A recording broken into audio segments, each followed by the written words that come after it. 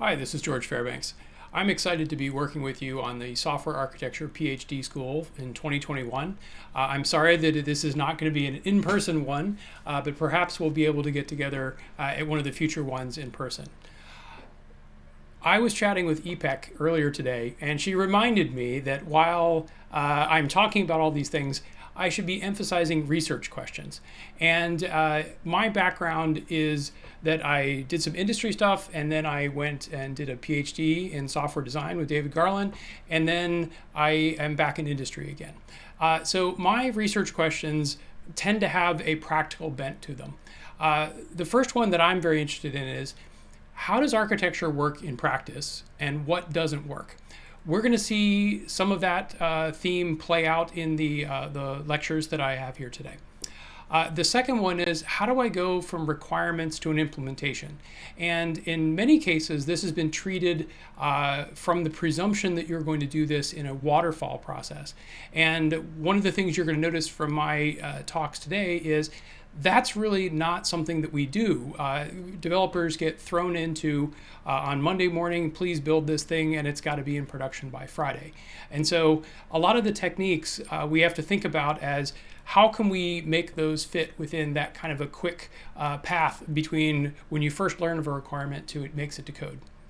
And then finally, because I am a big fan of the architecture abstractions and the promise of what it can do to our industrial practice, how do we preserve that promise? How do we avoid the dumbing down of these things? And how do we make sure that the process that we follow today, which are these quick iterative processes, don't squeeze out all the abstractions that we hold so dear? In order for us to have a good discussion about those topics, I've introduced some of the topics in the lectures are really for baselining our discussion. So in particular, you'll notice one that's on software process, and you're like, I know all about software process.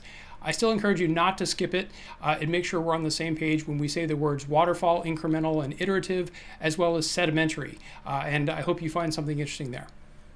The next thing that's important for us to baseline things is talking about what do 21st century processes look like. Okay, and so there's a lecture in there, and the implication of that, where that's going to go, is it turns out it's kind of hard to figure out how to squeeze architecture into the processes. And then finally, this relates to the main question of how do we put it in practice. There's a lecture on how do we do architecture within quick iterations. And to me, the answer to that probably is going to involve some amount of theory building.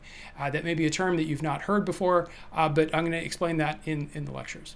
So the three lectures that are coming up are going to be about processes and anti-processes. Okay, so the three big processes.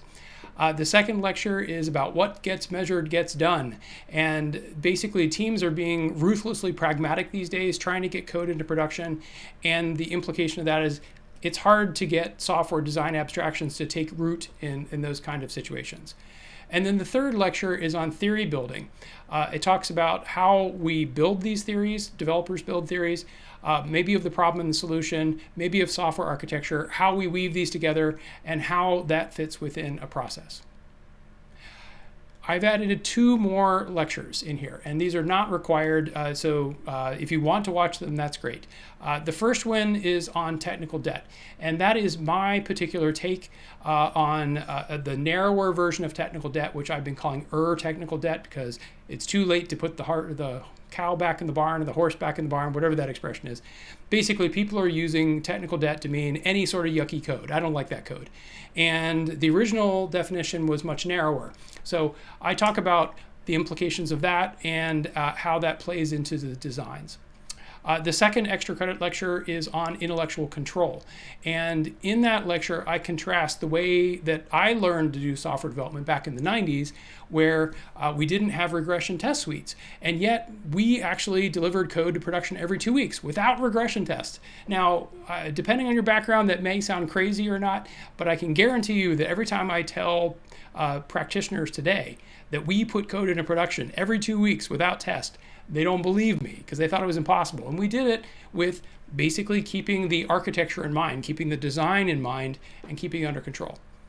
So with that, I hope that you really enjoy it, and I'm looking forward to chatting with all of you. Thanks.